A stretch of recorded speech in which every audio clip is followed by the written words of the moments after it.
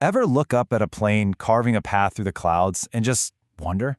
How in the world do thousands of flights every single day navigate the crazy, unpredictable weather up there and get us all safely to our destination?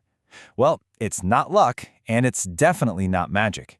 It's a system, an incredible, invisible shield of weather intelligence that protects every flight. And today, we're going to pull back the curtain and see how it works. So, yeah, how do they do it? You've got a pilot in a cockpit moving at hundreds of miles an hour, and they have to stay ahead of thunderstorms, ice, turbulence, stuff that can pop up miles away or right in their path. The answer is this complex, kind of beautiful dance between data, technology, and good old-fashioned human smarts. And that really is the heart of it. It's not just one person or one gadget. Every single flight is wrapped in this protective bubble, this shield, that's a massive team effort.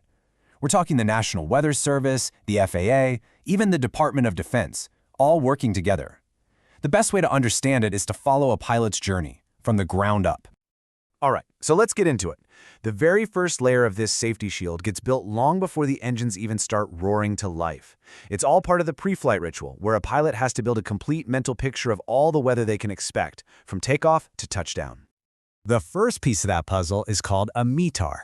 The easiest way to think about it is like a weather selfie for an airport. It tells the pilot exactly what's happening on the ground right now.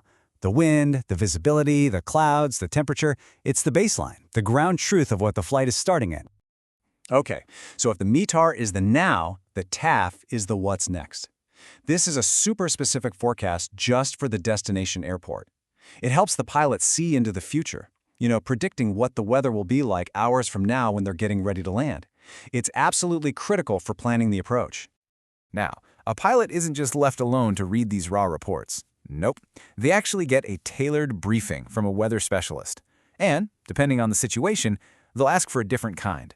A standard briefing? That's the whole shebang, the full deep dive. An abbreviated is for a quick update, maybe if the flight's delayed.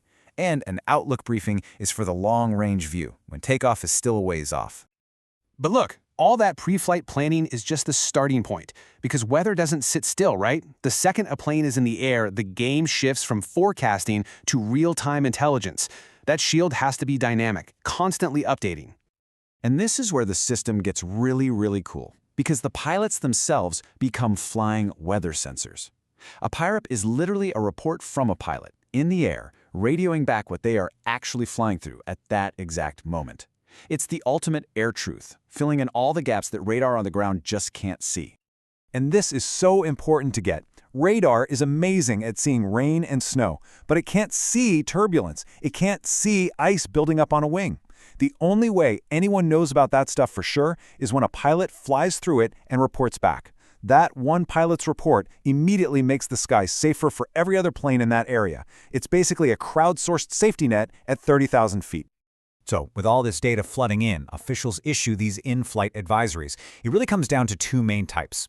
An AirMet is a heads-up for weather that could be an issue, especially for smaller planes, things like moderate turbulence.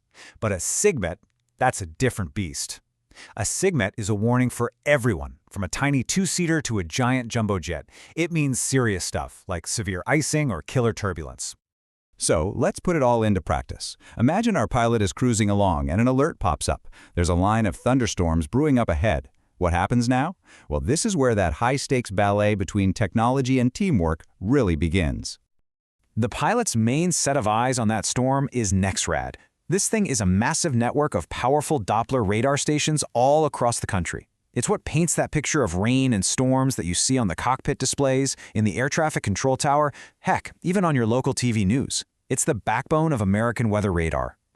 But, and this might be the most surprising thing we talk about today, that radar image in the cockpit, it is not truly real-time. By the time the data is gathered by the radar, processed and then beamed up to the plane, it can easily be 5, 10, sometimes even 15 minutes old. So pilots are trained to know this crucial fact. They are looking at where the storm was, not necessarily where it is. And that delay, that latency, is exactly why the teamwork is so non-negotiable. The pilot can't just blindly follow that screen. It's a constant conversation with air traffic control. The controller sees the storm on their screen, the pilot radios in to ask for a deviation, and the controller gives them a new, safe path that steers them clear of the worst weather and away from any other planes.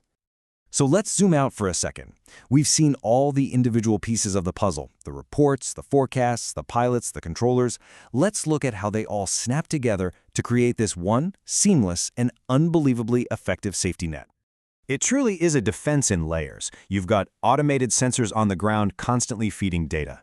That data gets crunched by supercomputers to make forecasts. Then, human meteorologists look at everything and issue those advisories. Meanwhile, air traffic control is the guardian, watching over the whole system in real time. And finally, you have the pilots, acting as the eyes and ears in the sky, feeding fresh intelligence right back into the system for everybody else. Every layer supports all the others.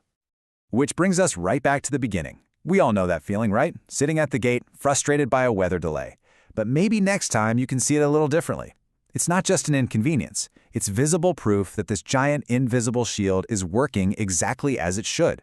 It means someone, a pilot, a controller, a forecaster, saw something ahead and they made the right call to put safety above everything else. It's the shield in action.